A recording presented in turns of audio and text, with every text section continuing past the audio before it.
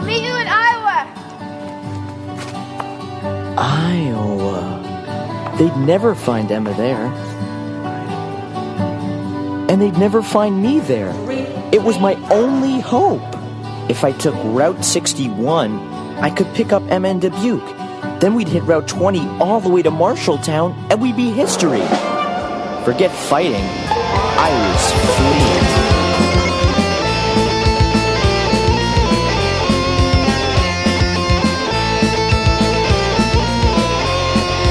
We've been sounding too good for too long.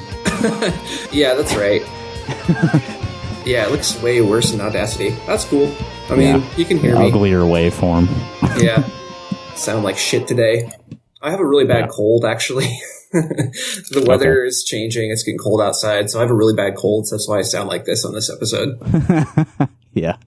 That's and I've seen people deny that before, that weather getting colder can make a person sick.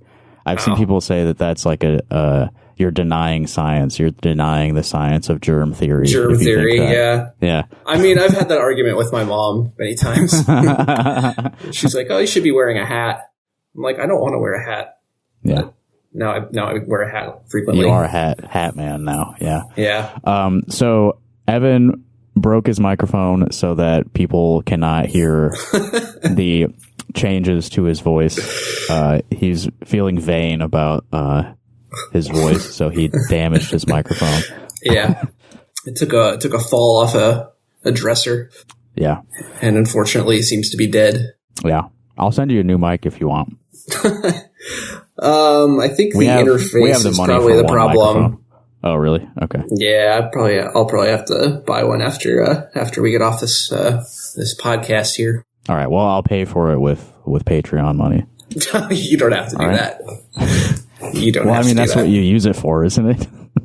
It is, but I would feel I can't do that. I can't leech off the podcast. Yeah, the thing that you've contributed hours and hours of your voice to, you can't possibly get anything in return for that. Yeah.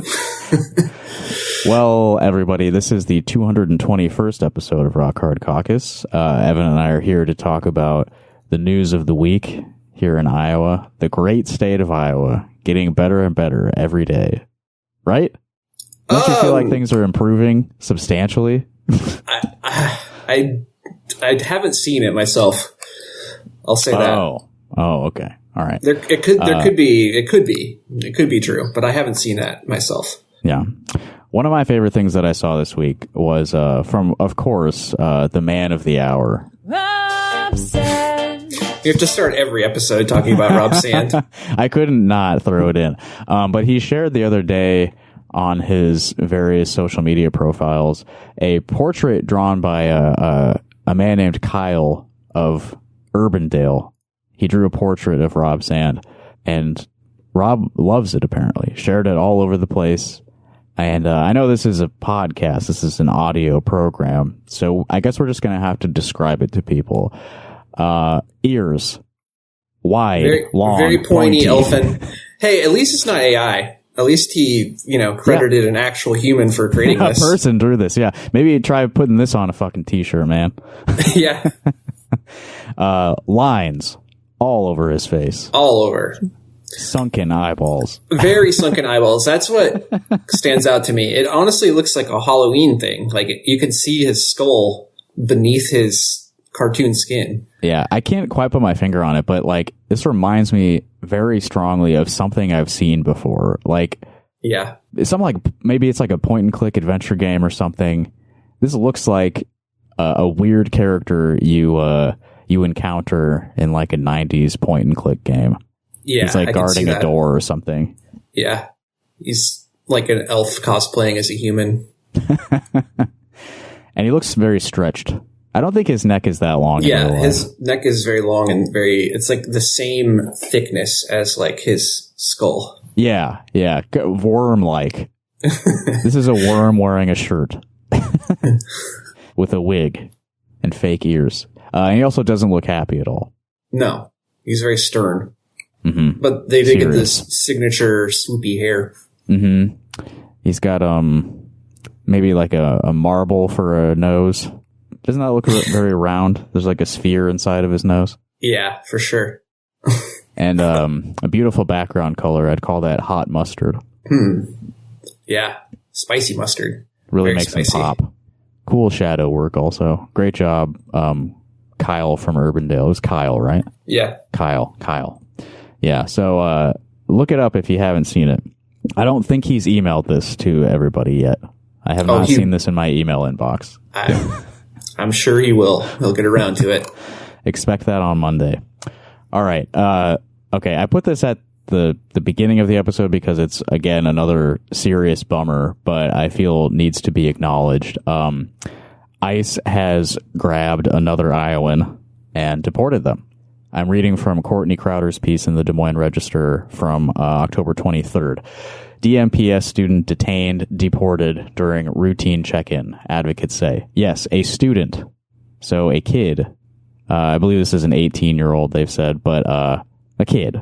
Like, come on. Not legally a minor, but in high school, an 18-year-old. Yeah, actively attending public school, like a kid. Yeah. And guess what? The 18-year-old student attended a September 30th appointment at the federal building in Des Moines with his guardian and immigrants' rights advocates with the Iowa Migrant Movement for Justice. He was detained briefly in the federal building and before being taken to the Hardin County Jail, one of 6 county jails in Iowa that partner with the federal government to hold immigration detainees. So yet another example of a person like going to these regular check-ins that they're supposed to go to, and that just being like a trap set for them. Like, oh, hey, there you are. Time to go to prison. Thanks for following the rules. Now you get to get shipped off to Louisiana and then deported to Central America.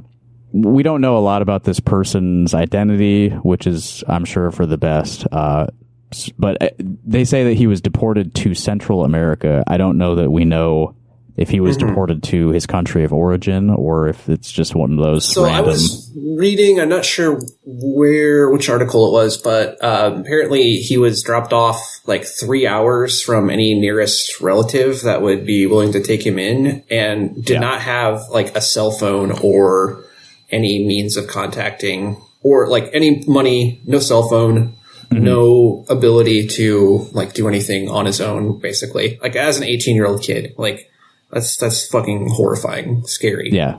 Can't imagine what he was feeling. Abducted by the government and just shipped thousands of miles away from the place he had called home for several years. With no resources, just dumped. What the fuck, man? What an evil country we live in.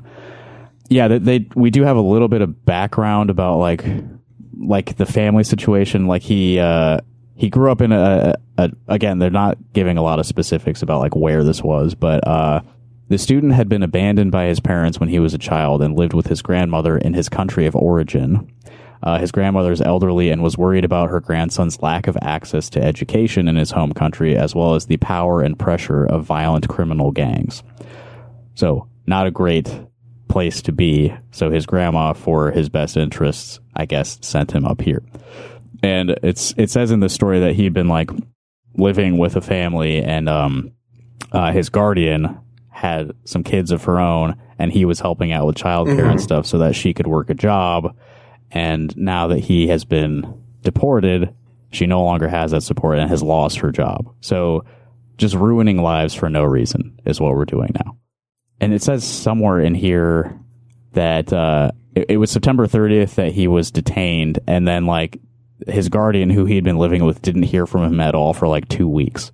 Yeah, just disappeared, basically. Yeah, so he went to the scheduled appointment that I'm sure he's gone to many of in the past routinely, and then just fucking disappears.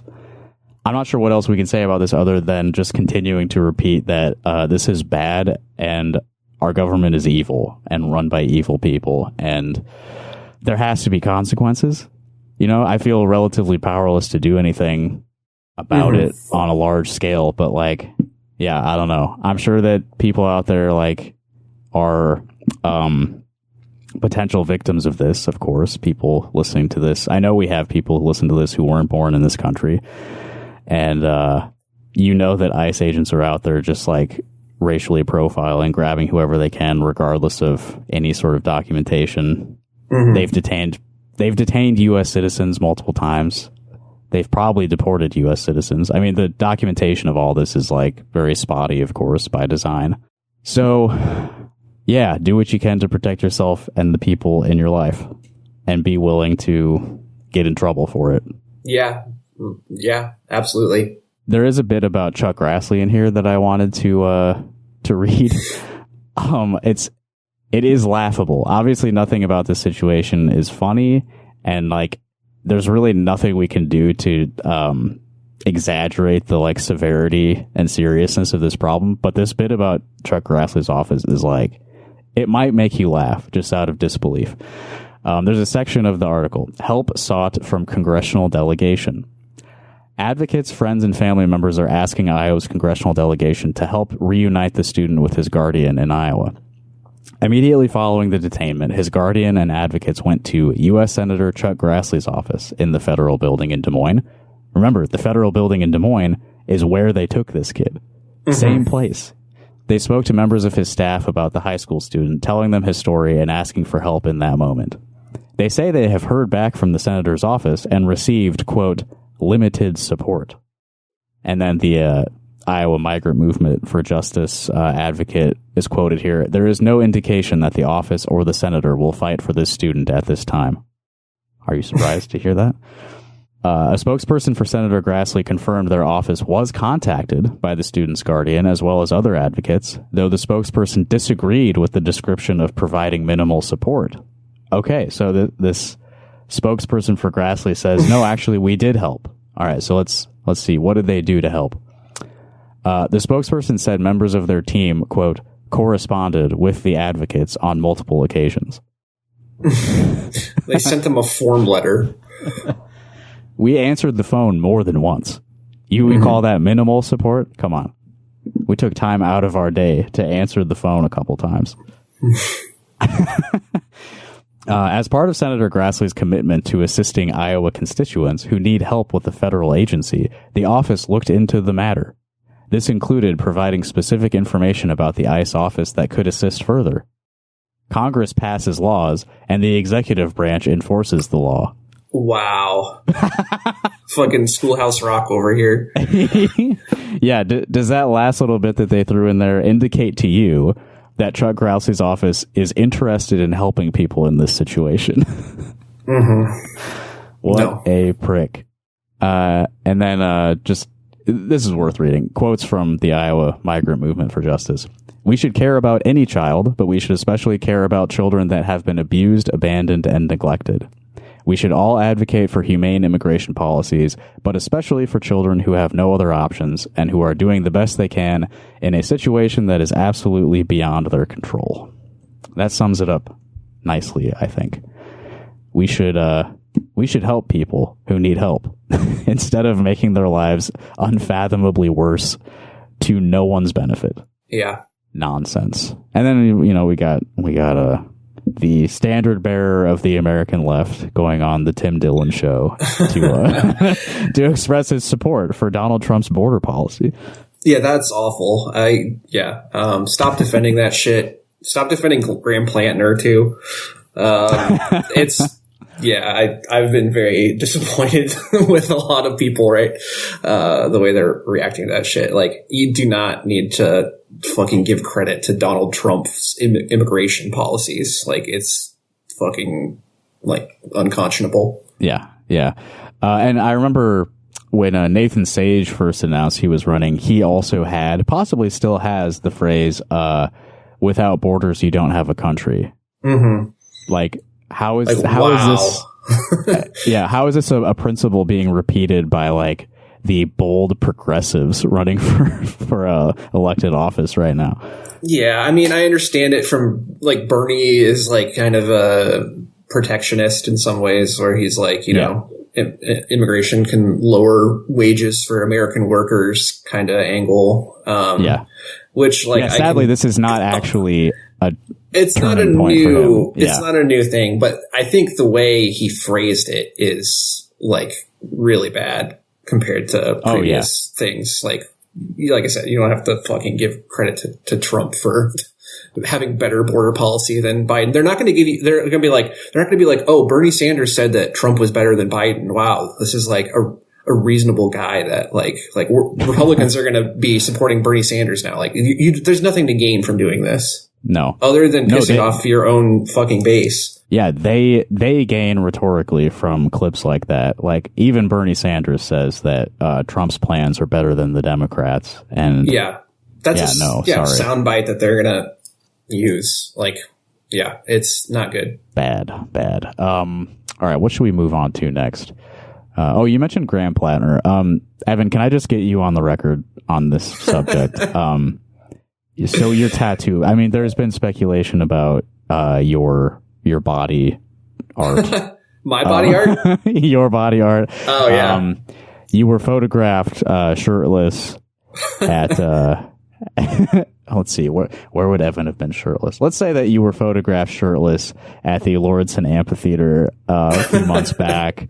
The photos have been leaked to the press, and it's not a super high resolution photo, so it's kind of hard to tell what that is. But what exactly is the tattoo that you have on your abdomen there?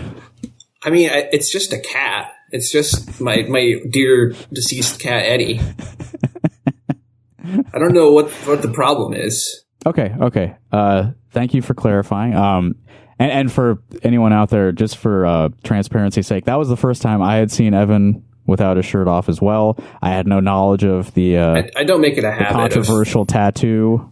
Taking my shirt off. And I guess for everyone out there, just to clear the air, I have a tattoo as well. It's on my right buttock, and it is a tattoo of a butt with a butt-shaped tattoo.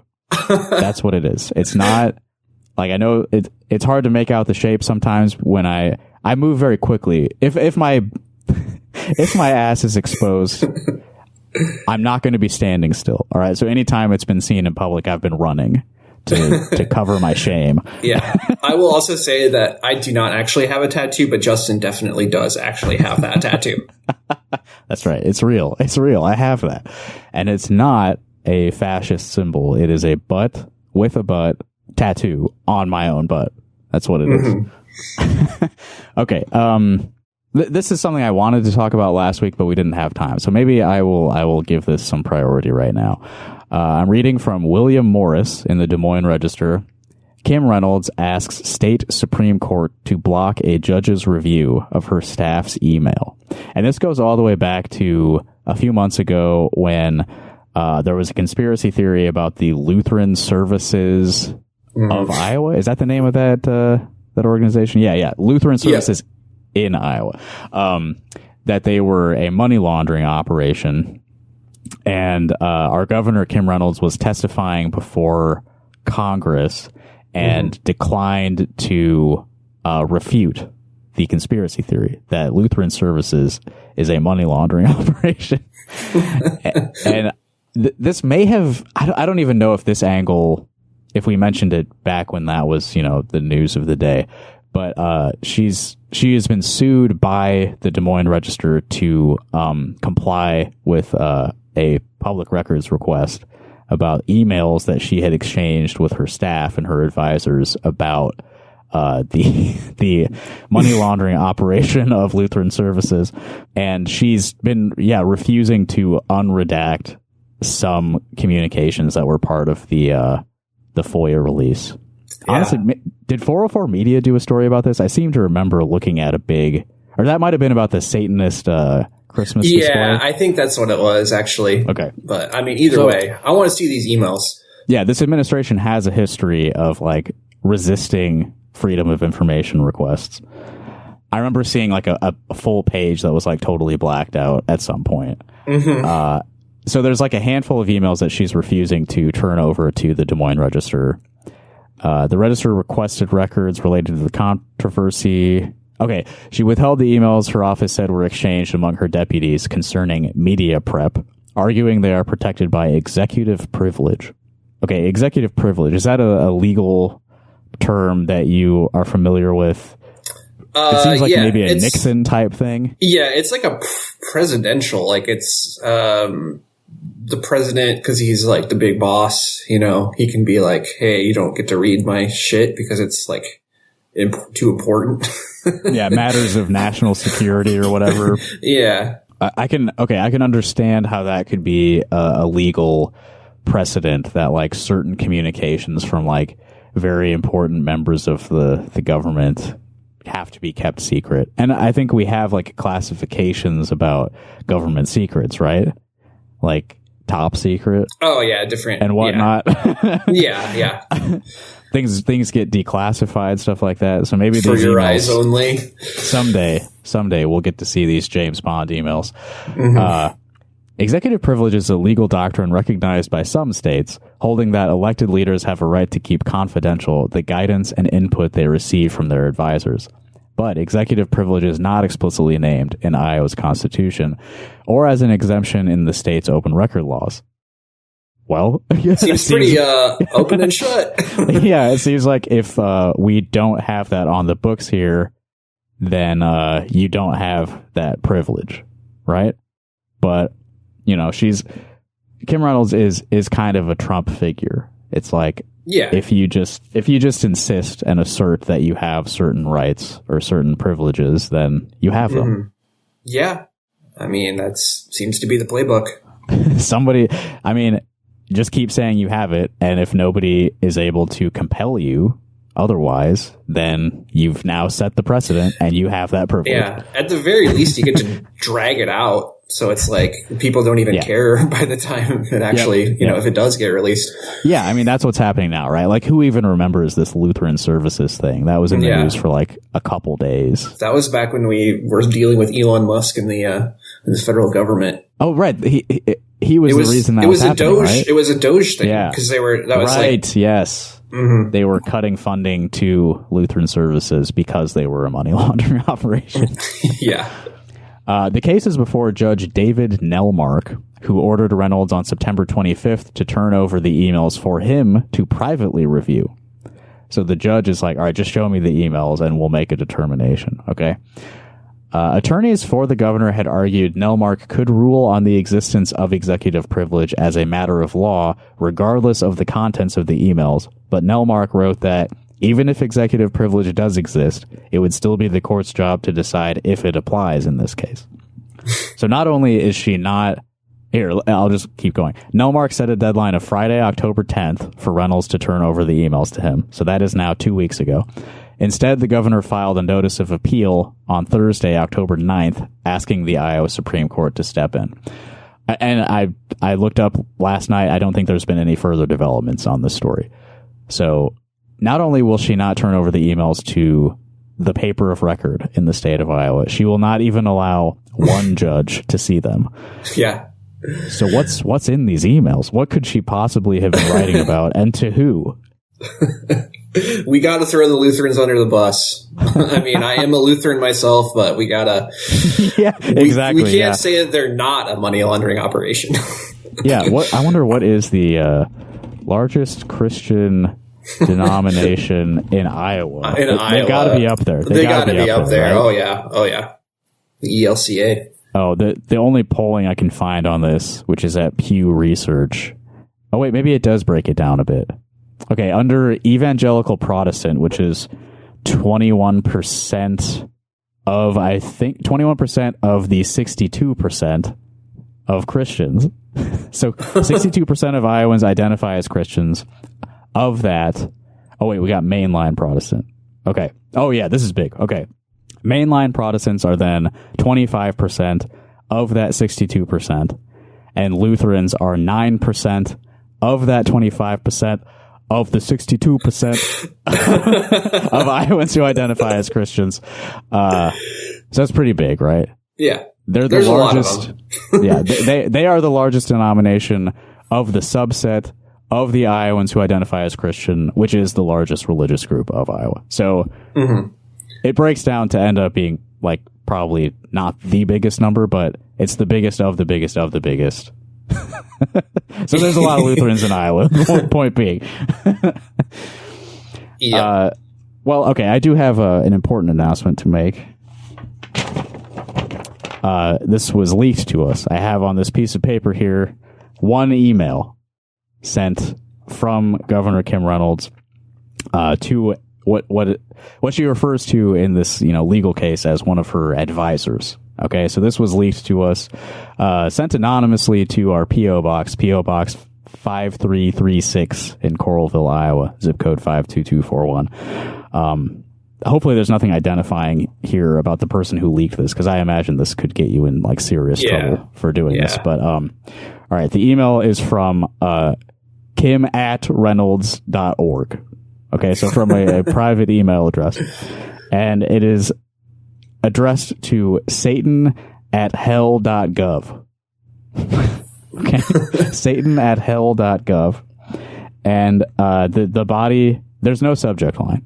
Okay, so I imagine this was sent in a moment of panic to one of her advisors, who uses the email address satan@hell.gov, and the body of the message just reads, "Send help, quick."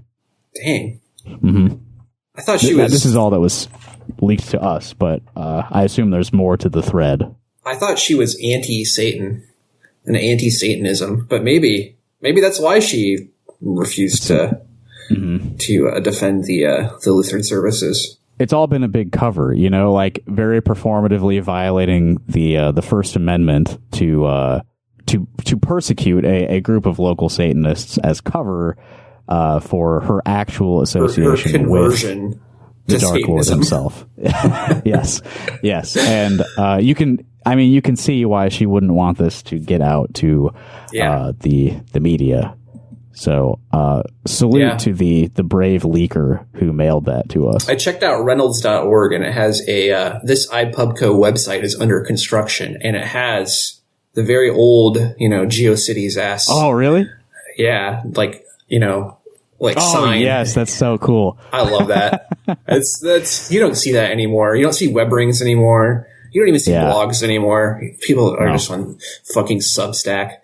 You barely go to websites anymore. It sucks. Rockhardcock.us.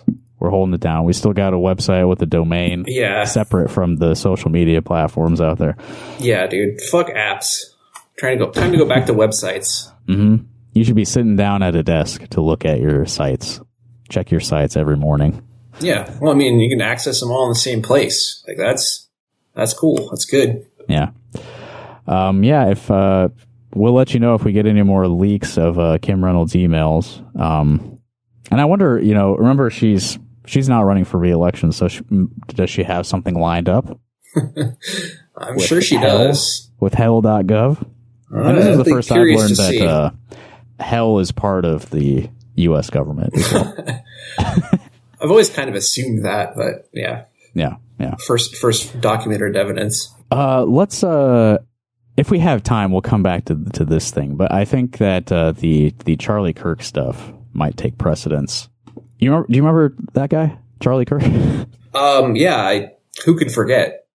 It's been about 6 weeks since the murder. Never forget Charlie Kirk. Even though I think most people have forgotten. Honestly, I think it has exited the public consciousness significantly. We were all thinking about it for a couple weeks, but I saw a Google trend chart, and it had Charlie Kirk superimposed over Labubu's, and I think Labubu's were like 10 times higher than Charlie Kirk at the peak. Those things are so cute. When you said Charlie Kirk superimposed over Labubu, I thought you meant that his face was like pasted over a Labubu. Yeah, that would be disturbing. I think. I'm sure somebody's done that. There's gotta be one out there. Oh man, a memorial Charlie Kirk Labubu. Oh man. I think there are like knockoff Labubus out there, right? Oh yeah. Oh, I'm sure. As with any like extremely marketable little collectible figurine, there's got to be, dozens and dozens of imitations. Anyway, Charlie Kirk. That was September 10th, right? That the public murder occurred, and so it's been about 6 weeks since then, and it seems like things have died down a bit, right? Like, You're hearing less about people getting fired for, having any opinion at all aside from admiration and and respect for Charlie Kirk. Anything other than thoughts and prayers. Mm-hmm. Well, I think even saying thoughts and prayers could get you in trouble because people can tell you're being sarcastic. Well, also like certain thoughts and certain prayers are probably not acceptable. Only some thoughts are allowed. Okay. Yeah. All right. If you have any negative thoughts about this man who was brutally murdered in front of hundreds of people, that's dangerous. You can't be allowed to be in civil society if you have any thoughts that don't support the dead man. You can't be thinking things like that. We wouldn't want you around our kids thinking stuff. Yeah. I know. No thinking around children.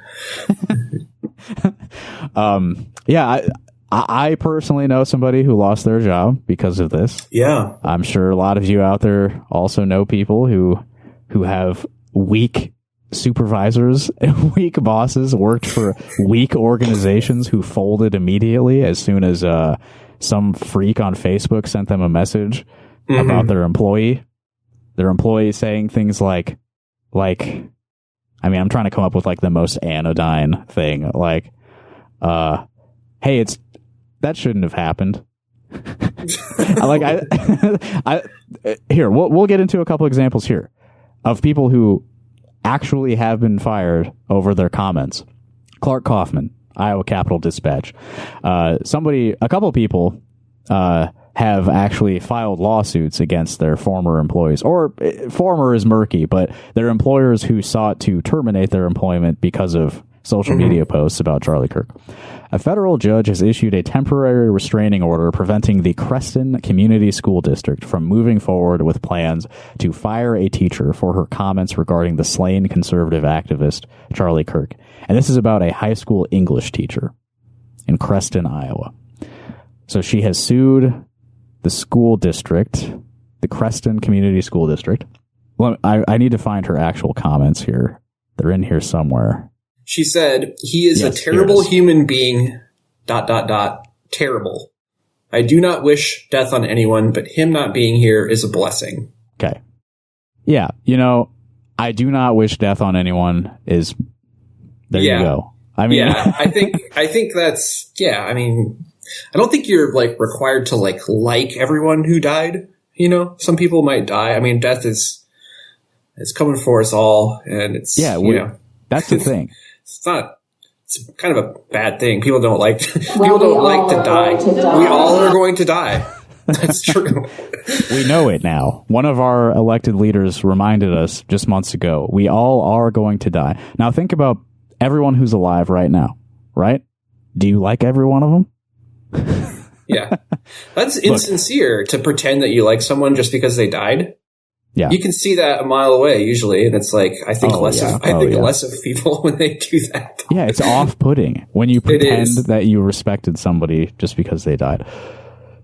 Like if it's somebody like in your life that you actually know who you didn't get along with, didn't like, and they die, you refrain from comment, right? That's the respectful thing to do. You just don't say anything. Right.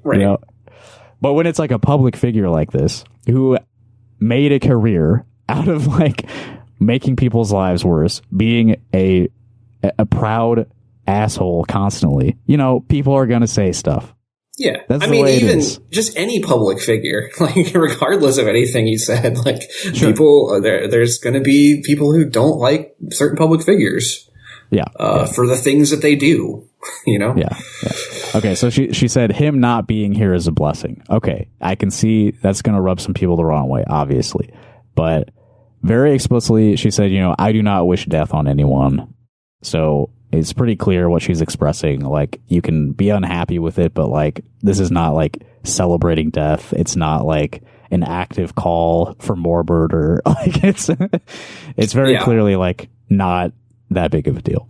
The next morning, after seeing how others had perceived her original comment, Kirk wrote on Facebook that she, quote, did not wish anyone death, so repeating that part of it, and apologized. So even that, even what little she said, she saw that she upset some people, she apologized for it. Okay, whatever. Later that morning, she issued a more extensive apology on her own Facebook page, stating, "I do not condone violence or the killing of people you disagree with politically or otherwise. That was never my intent. I did not think he should be killed. After further review, I should have thought more about how I chose to post my thoughts, how it would sound. I take responsibility for the poor wording of my post." All right, so this is after, I imagine, just rampant, constant harassment. Like, because they were on the hunt. They were, absolutely. They were going crazy, finding any post from anyone, and especially being a public school teacher. Like, these are the people we need to ruin. We have to ruin their lives. So yeah, the court has ordered her employer to not fire her at this time. I don't think everything's been resolved, but the order prevents the district school board from conducting Crook's employment hearing scheduled for October 21st. So we have passed that date. And from taking any other adverse employment actions against Crook based on her Facebook comments. And they stressed that these were comments made on her own time, as in her capacity as an individual person, nothing to do with her employment with the school, not as a representative of the employer. Crook spoke as a citizen on a matter of public concern when posting her Facebook comments. Pretty clear First Amendment issue, I think. Yeah. This is a big national news story. Something bad happened to a public figure. We have the right to speak about that. Mm-hmm. Right? We're supposed to. I sure hope so. Otherwise, we're in trouble. Yep, I sure have said stuff about this thing in particular. She, as part of her lawsuit, she cites a bunch of social media posts by the superintendent of the school district, which I found very funny. Darren Stender, I guess is his name. There's another article linked here that just has screenshots of a couple of them. He shared a Ben Shapiro post about something about, when Elon Musk was buying Twitter. Darren Stender said, "Time to turn the tables and regain control of media, Congress, and this great country. I might buy a Tesla, at least dream about it." So this lawsuit, I believe, is intended to shame this loser idiot dreaming of buying a Tesla because Musk is buying Twitter. And then he also shared something from Dan Bongino, right? Bongino. Something about Ron DeSantis. "Looking forward to your plan to hold the line for Florida." All right, where's this guy live again? Oh, Iowa. Okay. More loser shit.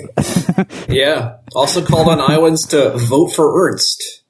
And then, in one of his alleged posts, he reminded district employees of an upcoming election and asked them to be mindful of the boundaries of political expression during contract hours.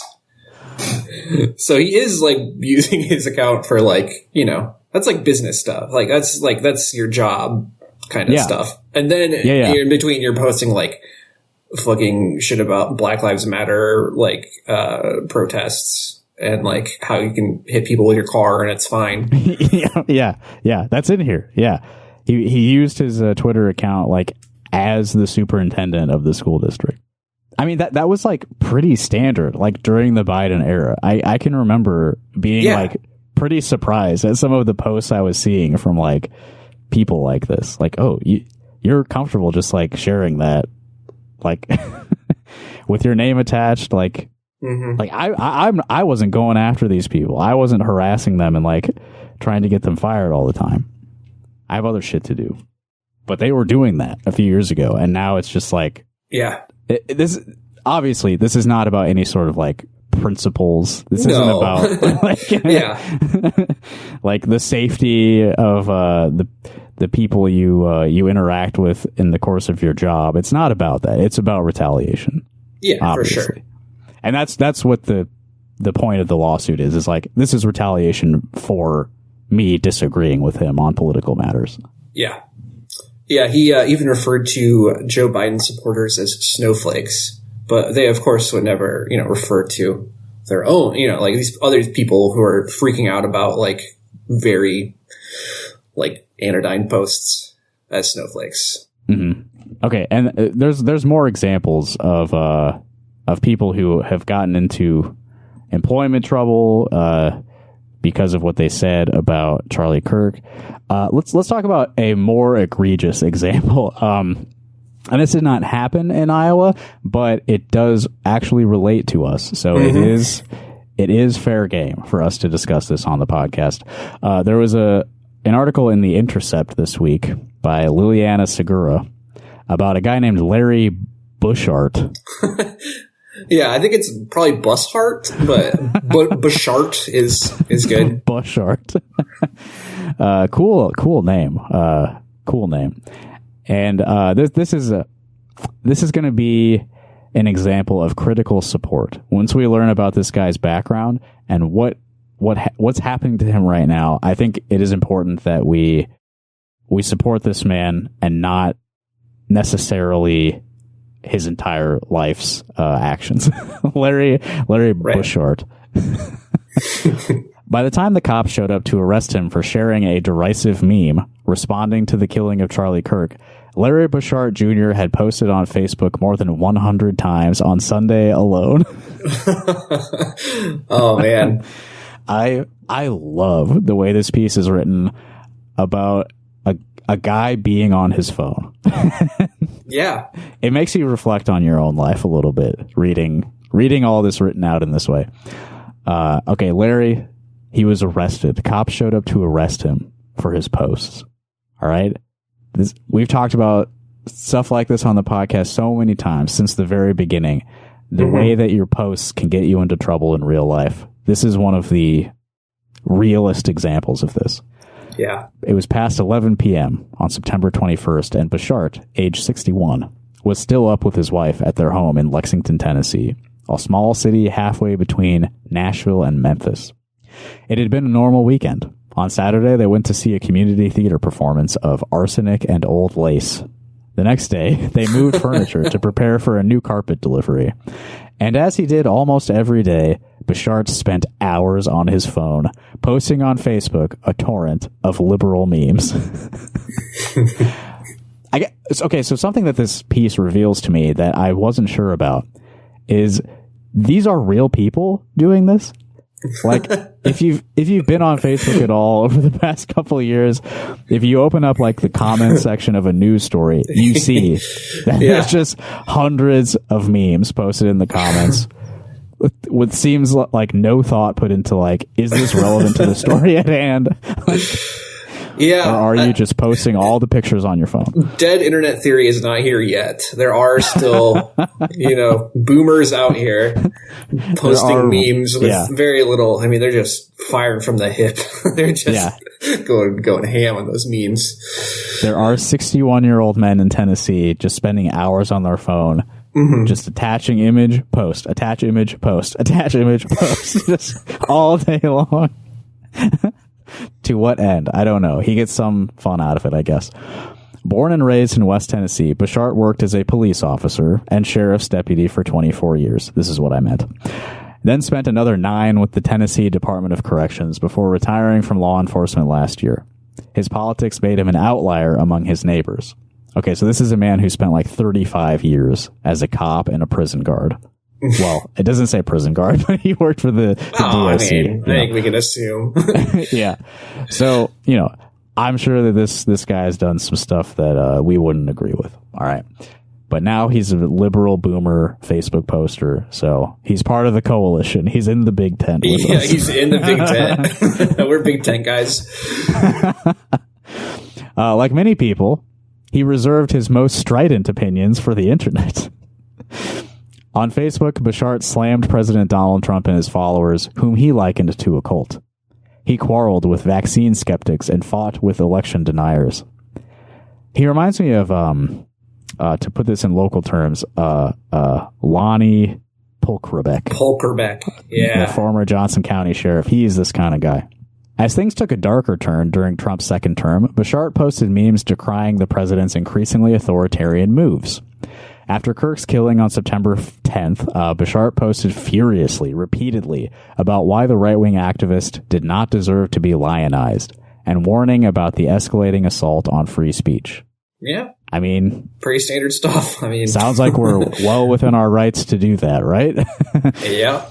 Not every person who's killed deserves to be lionized, and there was a rapidly escalating assault on free speech happening in the immediate aftermath.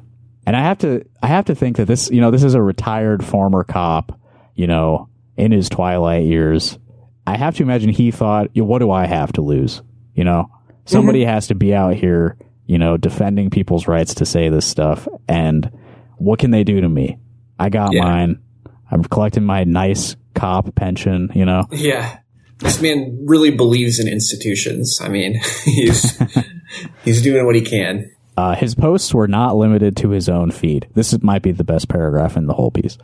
That Saturday morning, in a Facebook group called What's Happening in Perry County, Bashar spotted a thread about an upcoming candlelight vigil honoring Kirk in the county seat of Linden, a small town some 45 minutes away. He fired off a rapid series of trollish memes. One showed a scene from The Sopranos. Tony, Charlie Kirk died. Carmela Soprano says. Who gives a shit? Tony replies. I don't know what scene that's from. I can't remember. Pretty good. Another quoted Kash Patel's press conference after Kirk's murder, where he said, "I'll see you at Valhalla," depicting the FBI director in a Viking costume and holding a rubber chicken. What? I don't know I get the Viking costume, but I don't know the rubber chicken part. I don't. Yeah, just sort of a general clownishness, I guess. Yeah, I guess so. Like, rubber chicken is like the classic funny thing, right? Like, yeah. Haha, Fozzie Bear style comedy. If you put a rubber chicken in anyone's hands, that really deflates everything. Like, they're... yeah, you can't take them seriously. Mm-hmm. Why are you carrying a rubber chicken? This guy's holding a rubber chicken. What's he talking about, Valhalla? The most vulgar meme appeared to capture the moment Kirk was shot, accompanied by the words, "Release the Epstein files." Like, not a joke at all. Just a picture of a murder with text over it. Wow. He's doing this in enemy territory. I think this, might have led to his downfall. Yeah. Okay, so then they describe, this is why this is related to Iowa. It was a more innocuous post that would soon send Bashar's life spiraling out of control. Right? Imagine that. An innocuous post sends your life spiraling out of control. There but for the grace of God go we, right? Yeah. We all have made innocuous posts, right? Everyone listening to this has posted something innocuous. They're all, everything I've ever posted has been innocuous. It was an image he had previously posted to his own feed to little response. Come on, be more specific. How many likes did he get? Yeah. A photo of Trump alongside a quote, "We have to get over it." Okay, Rock Hard Caucus listeners, remember the context? When did Trump say that? The meme, which had been circulating for more than a year, drew from remarks Trump made after a January 2024 school shooting in Perry, Iowa. Beneath the quote was a line providing context. Donald Trump on the Perry High School mass shooting one day after. Above the image were the words, "Seems relevant today." I remember that. I remember talking about it right here. Yep. I remember saying, man, I wish this was disqualifying. And unfortunately, I was proven correct, as the man was then elected president again. Mm-hmm. Won by quite a bit here in our own state, where he, one day after a mass shooting at a school, said, "We have to get over it." We voted for that guy. All right, if Bashar shared the post to taunt those mourning Kirk, the reactions on the forum remained relatively mild. "Geez, Larry, take a stress pill or something," one man commented. And I think that this is unrelated to the content of the post, but more just the volume of the post. Yeah. He spent all day just posting meme after meme, trying to piss people off, right? "Mow the lawn, get off the computer." A simple, concise statement like, "I hate Charlie," would be sufficient. Some of Bashart's posts were received more positively. A meme arguing that billionaires fund the class war, Charlie Kirk sold it as a race war, got several likes. The Trump meme, meanwhile, was ignored. So the meme about Trump just telling us to get over the school shooting that had just happened, nobody really had much to say about that one. All right, here's where shit gets real. By Sunday evening, however, the post had gotten the attention of Perry County Sheriff Nick Weems. Okay, remember, this is Perry County. This was a post about Perry High School in Perry, Iowa. Mm-hmm. Right? So that they share a name. An avid Facebook user himself, Weems, again, Perry County Sheriff Nick Weems, had shared the information about the Kirk vigil on his own page a few days earlier. He had also posted his own emotional response to the news of Kirk's murder in September, warning ominously about the evil in our midst. "Evil could be your neighbor," he wrote. "Evil could be standing right beside you in the grocery store. It could be your own family member, and you never even know it." Healthy mind state. Sheriff. Healthy mind state to be in. This is, well, it's very cop, isn't it? Yeah, for sure. Like any person in my vicinity could be a threat to my life. Basically, everyone is trying to harm you at all times. And you need to be, I don't know what you need to do about that, but just be scared. You gotta be ready. You gotta be really scared. But project strength also. Yes, you have to be prepared to respond with lethal force to any person ever. It could be your own family member. It could be your own family member. And you would never know it. There is zero indication. Yeah. So be ready to kill them at a moment's notice and be prepared to never have the proof that they were evil in the first place. But you had to do it. Weems contacted his investigator. Just under an hour later in Lexington, Bashart wrote a 2-line post on Facebook at 7:53 p.m. "Received a visit from Lexington PD regarding my posted memes on what's happening in Perry County," he wrote. The police had come at the behest of Perry County, he said, but did not elaborate. If he was concerned, Bashart did not show it. He went back to posting, "Yes, that's our man."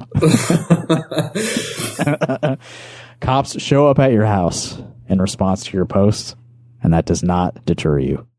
You got to keep posting. Okay, so basically, it's pretty clear that the sheriff is also retaliating against someone in his community who disagrees with his political views, right? Sending the cops to his house over posts. I mean, not just posts, but copied and pasted images. You know? Yeah, it's not even like a meme. It's just like, this is a thing that Trump said. Yeah. We're not allowed to share quotes of the president of the United States without visits from law enforcement. Yeah. I mean, that's ridiculous.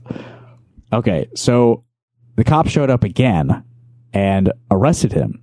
This time there were 4 officers, one of whom was holding a warrant for his arrest, which had been sent from Perry County. Body camera footage obtained by The Intercept. I should have watched this body cam footage. I bet it's great. If you look into our episode notes, you can find the footage and watch it for yourself. I'm sure it's awesome. The footage shows police following Bashart inside his house, waiting while he slips on his shoes. Then they handcuff him on his front porch and lead him away. Arriving at the local jail, the officer with the warrant unfolded the piece of paper. "Just to clarify, this is what they charged you with," he told Bashart, pointing and reading aloud. "Threatening mass violence at a school." That's the charge. They charged this guy with threatening mass violence at a school for sharing a quote from the president almost 2 years ago. Something that the president of the United States said about a shooting that had already happened. Yeah. Because they just happen to have another Perry High School in Perry County, Tennessee. I mean, it's pretty clear, like, what it's referring to. This is like absolutely wild that they threatening mass violence at a school. Right.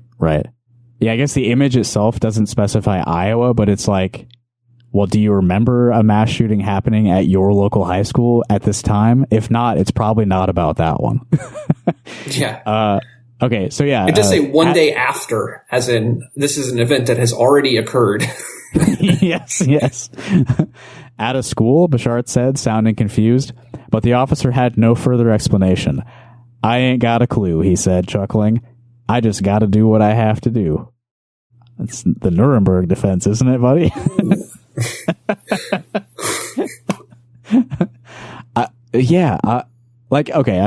I'm making light of this.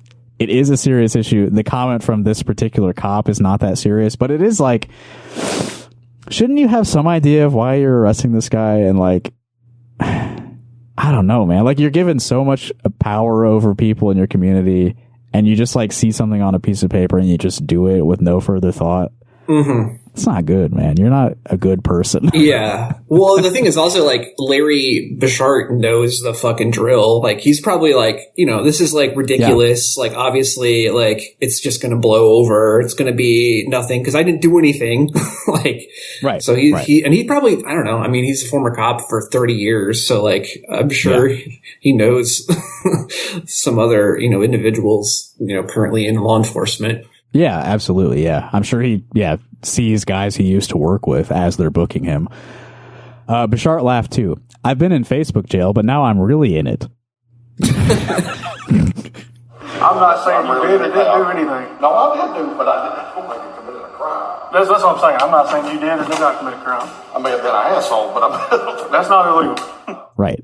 Correct. Let him go. Let him go. So, yeah. Okay. So all of that is leading up to what is like the serious component of this story, which is that this man is still in jail. Yeah. Like, as far as I know, I didn't check this morning, but as of yesterday, still in jail. I was like laughing, like this article, like you said, like it's very funny up to that point. But then the next paragraph after this, he was booked and bond was set at $2 million. Yeah. Yeah. So, he'd have to bond, $200,000 to even be released, right? Yeah. So this was September 22nd when he was booked, and he's still there. It's been a month. He's been in jail for over a month for posting a meme of something the president said. Like, the county sheriff is spinning this as a threat against a school. Yeah. And like 2 months later, they haven't retracted this. Like, it's just insane just to keep doubling down on something that's like obviously untrue. Right. Refusal to see that you like definitely overstepped your authority. Like, and the longer they hold him, like, doesn't that seem like there could be more and more consequences for the county sheriff?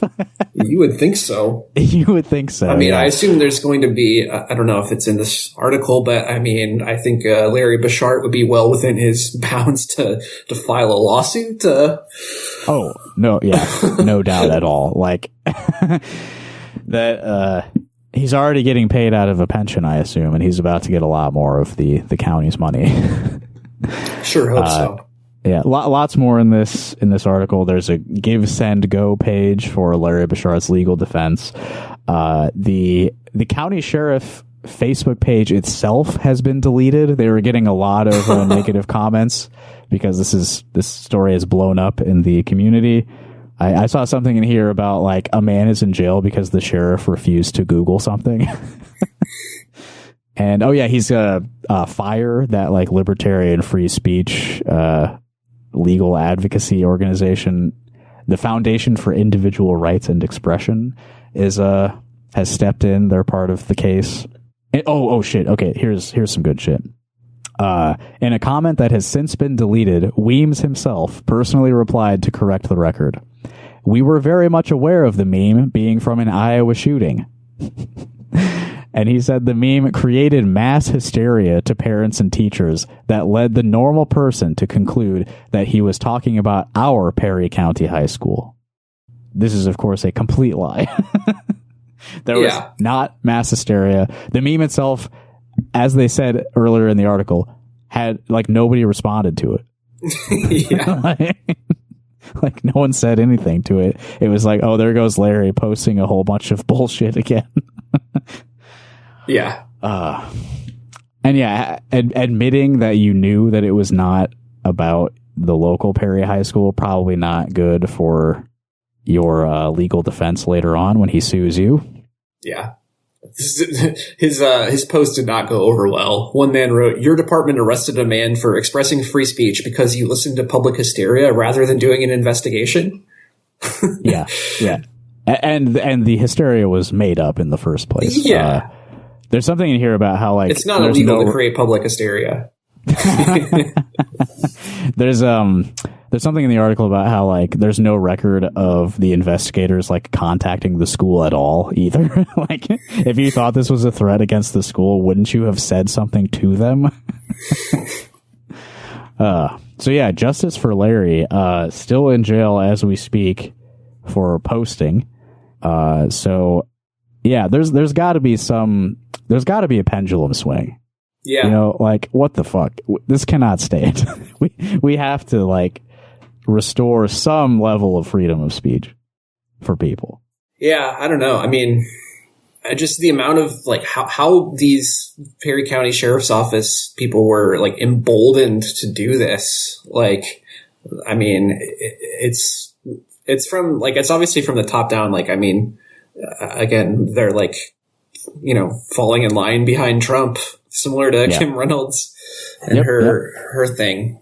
But yeah, just insane, like, to retaliate against a guy for just posting a shit ton of memes on Facebook. Yeah, you're so mad. It's like if somebody, like, posted GIFs too much and you just, like, got really mad at seeing all those GIFs and you just, like, I'm locking you up. I'm putting you in a cage. I can't stand these GIFs. One more thing, just to bring it back home. There's an art teacher at Oskaloosa High School who also got fired for posting. And you out there have probably seen this one. This is the guy who posted "one Nazi down" in the immediate aftermath of the Charlie Kirk murder. Which, again, you know, you can see how people would get upset about that. You know, but, like, you know, you can say that. Like, how do we even know he was talking about Charlie Kirk? Maybe he knew another Nazi who, like, died. Mm-hmm.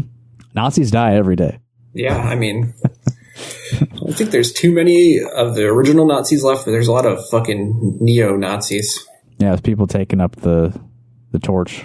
Unfortunately, look, if there's an increase in Nazis and there's, like, the old rule, well, we all are going to die. Those Nazis are also going to die, right? They're going to die some way.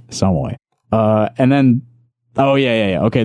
I'm reading from a Bleeding Heartland article by Randy Evans, who's writing about the Oskaloosa high school teacher who is also suing the school district that fired him. But there's also, like, a B plot again about the high school English teacher we were talking about earlier from Creston. Mm-hmm. And he quotes some of those superintendent posts here. A post like, "Are you sure BLM isn't pronounced Al Qaeda?" Wow. That's bottom of the barrel. Yeah, I just wanted to make sure we read that one because it's a really good post. Are you sure BLM isn't pronounced Al Qaeda? Honestly, I could hear that in Bill Maher's voice. Are you sure BLM isn't pronounced Al Qaeda? Tepid applause from the audience. Oof. All right. Yeah. Again, justice for Larry. We'll reiterate that. Justice for everybody who keeps getting deported by our stupid government. Pascual Pedro, Jorge Gonzalez, who just had a court date. Ian Roberts. Also, he is pled not guilty. I saw that. Mm-hmm. So, good luck to him in his defense. Fuck the government. Careful. Fuck the government. We're risking our own freedom now. Yeah. All right, but fuck the government, but there is a local election coming up, everybody. You should definitely participate in our healthy democracy, huh?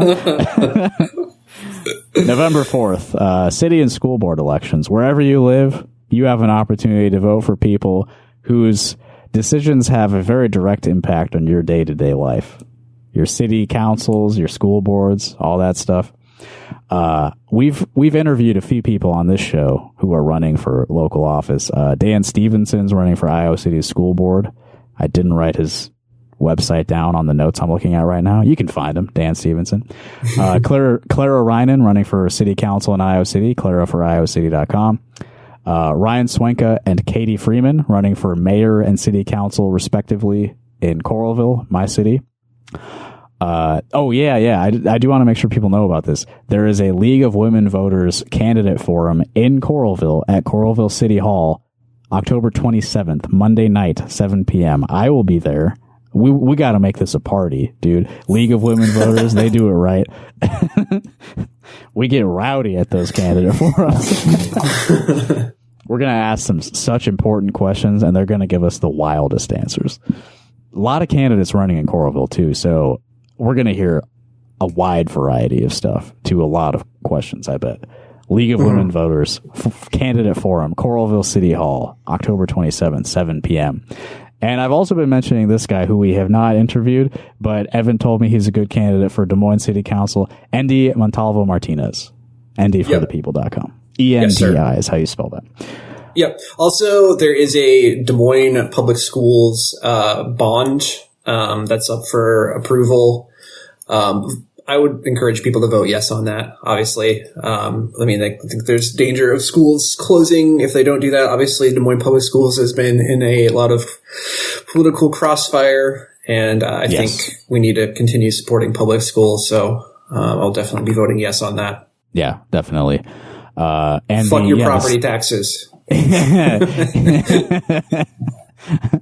We got to keep funding the public schools. The state, the Des Moines Public School District in particular is very vulnerable right now. State legislators want to take over the school district. And, you know what they really want. They don't want there to be a public school district, right? So do you want these fucking psychos to be able to step in and take over and like intentionally make the children of Des Moines stupider? That's what they want. I mean, they're already pulling shit tons of money out with the fucking vouchers. Mm-hmm. Yep. Not Siphoning. By the way, speaking of Des Moines City Council, they did in fact approve the change to their anti-camping ordinance. So it is now the case that if you don't have an indoor place to sleep in the city of Des Moines, which happens to people who are down on their luck for whatever reason, you don't have a roof over your head. If you fall asleep anywhere else, you can now be fined or put in jail for the crime of sleeping outside. Yeah. You cannot defend yourself by saying, I have no money, or by saying, I couldn't get shelter because the shelters are full. Right. The affirmative defense has been struck from the ordinance, is the legal terminology there. So that'll... Okay, my prediction is that now that ordinance is at full strength, without that little loophole for those pernicious homeless people to exploit, now we're going to see over the next few months, the problem will be resolved, right? People will no longer be homeless and living outside in the city of Des Moines. The Des Moines city, city government is going to be so well funded with how many fines they're collecting. Maybe we could send some of that money to the schools. The coffers will be overflowing with cash. True. Try to put I know that this is a struggle for the people who voted on this, but try to put yourself in the mindset of a person who is without a home, right? And what would deter you from sleeping outside? Is it the threat of having to give money to a police officer? Oh, wait, you don't have money. So maybe that's not... Does this make a lot of sense? Because they're doing it by choice, right? Oh, of course. They're sleeping outside because they want to do that. They're flagrantly disregarding the law and their choice to sleep outside. And we must punish them for violating the sanctity of the public space. People love Bear Grylls. Too much. God, this shit just disgusts me. So Endy Montalvo Martinez sounds like he'd be a great person to have on the council. Maybe a bit more empathetic to the people who live in your city. I will say he would be the most anti-ICE counselor that we have. That'd be good to have. Yeah. All right. In the month of November, there are a few musical performances in the city of Iowa City that I would like our listeners to be aware of. I have joined a punk band. I'm playing bass in a new band called Ascended Master. That name might stick. We've been kicking around a few different band names, but Ascended Master is what ended up on this poster for a show that's happening on November 5th. The bands Hyde, Dagger Wound, and Carnap also playing. November 5th at Frat House, which is a DIY venue. I can send you the address if you would like to be there. It's a cool spot. It's a cool place to see shows. I assume not actually a frat house. No, that's an ironic name. Okay, good. I also booked a show on November 10th at Close House, Public Space 1, for the Minneapolis electronic pop act May and the Ladies, as well as Basil Jones, who I believe is a rapper from Madison, Wisconsin. Apologies if I got that wrong, but I think that's right. And local performances by Bree Senior and Bird Labs. I'm not playing the show, but I helped book, and I'm going to be running sound and stuff. It's going to be a great show. November 10th at Public Space 1. And then, very important, November 22nd, Wombat is playing Trumpet Blossom. It's our one show of the year. You don't get a lot of shows when one of the guys lives way out in the Pacific Northwest. It's hard to get together. So Wombat, November 22nd, Trumpet Blossom. Dan Padley and Gabby Vanek will also be playing at that show. You got to be there. You only get one chance a year to see Wombat, if that. Okay, I mentioned at the very top of the episode, we got to buy a new mic for Evan. So go to patreon.com/rockhardcaucus, subscribe, and you get a whole bunch of extra bonus episodes. For example, Rocktober Hardloween Caucus coming this week, this Wednesday, Halloween RPG episode. Yeah. Evan's on this one. I was on that one. It was a fun one. I think people will enjoy it. Justin's character was stealing the show, for sure. My very well thought out character with a storyline that I spent a lot of time thinking about. Yeah, we all did. This is a good bit, though. This is a good bit. I'm excited to see how people enjoy that. Lots of good bits. I think it was very funny. We're not nerds, okay? You can't do a role playing podcast episode and claim to not be a nerd. It's over at that point here. Any defense that you have against being a nerd is just completely out of the picture. But Evan, I'm playing bass in a punk band. Aren't I cool? Punk. Yeah. Being a punk is cool. So we'll give you some credit. Also, Eden and I finally finished reading Hardwired by Joseph Dobrian. So a new episode of Dobrian Book Club. It's been recorded. It's been edited. It'll be on the Patreon on November 5th, which is the same day that I'll be playing bass in that punk band. November 5th, patreon.com/rockhardcaucus. And I would like to record a wrap-up episode of Dobrian Book Club Hardwired. I've got some extra stuff to throw at you and to throw at Eden. Evan, do you want to be on the wrap-up episode? Yeah, I don't mind. I've enjoyed. I was on the first episode. Mm-hmm. And then I wasn't reading the book and didn't feel like I had much to contribute. But I've been listening to the episodes as they've come out, and I love the Joe Dobrian verse. Yeah. So unique mind. Yeah. I forgot to mention the phone number, 319-849-8733. Call us, leave us a voicemail. Anything we talked about today, if you want to weigh in, we'd love to hear from you. 319-849-8733.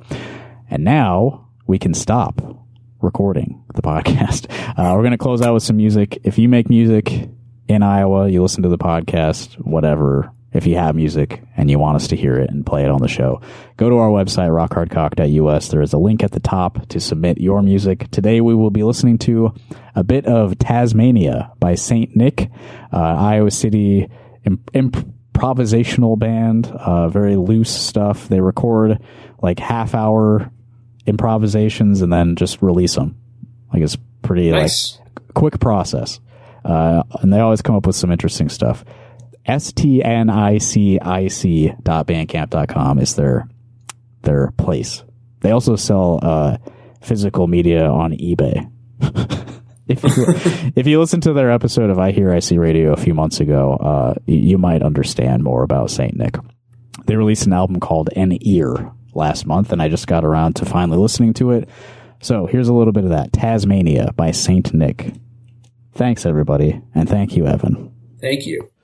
Goodbye. She had an air of authority, wealth, and refined taste. She was from Paris. Her English was thickly accented, and I found her very attractive.